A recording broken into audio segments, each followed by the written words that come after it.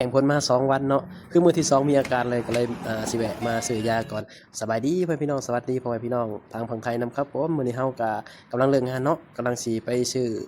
ยาพี่น้องเอาจนได้เนาะหลังจากที่แข่งพ้นมาเป็นมื้อที่2มื้อแรกบ่เป็นหยังเลยพี่น้องมื้อ2มีอาการเนาะปะเข้าไปร้านยาบัดนี้ที่จริงมันก็บ่มีอาการอิหยังมากมายเนาะเพียงแต่ว่ามีน้ำมูกเขาก็เลยว่าไปซื้อกันกินกันไว้ดีกว่าเนาะเพราะว่าถ้าเกิดว่ามันเป็นหนักมันก็สิยากนะกินยามันสินานหายพี่น้องซื้อมาละ9 บาทพี่น้องซึ่งยานี่ถ้าเกิดว่าอยู่บ้านเฮานี่บ่ได้9 บาทเนาะถ้าผู้ใดบ่เชื่อก็ลองไปซื้อเบิ่งว่าอยู่บ้านเฮานี่บ่ได้9 บาทซึ่งอยู่ไทยนี่แพงละ9 บาทพี่น้องได้มาเป็นที่เรียบร้อยเนาะแล้วก็4 คัพพี่น้องโอ้ยในที่สุดเฮาก็เกมเป็นที่เรียบร้อยเนาะหลังจากที่แบบแข่งฝนมา2 มื้อฝนตกพี่น้องคือแบบว่าเฮาเลิกงานแล้วเนาะพอดีแบบว่าใกล้สิฮอดห้องนะฝนก็เลยตกก็เลยได้ตากฝน2 มื้อที่2มีอาการเลยก็เลยว่ามาซื้อยากินแบบว่ากันไว้ดีกว่าเพื่อที่จะอย่ามันแบบว่า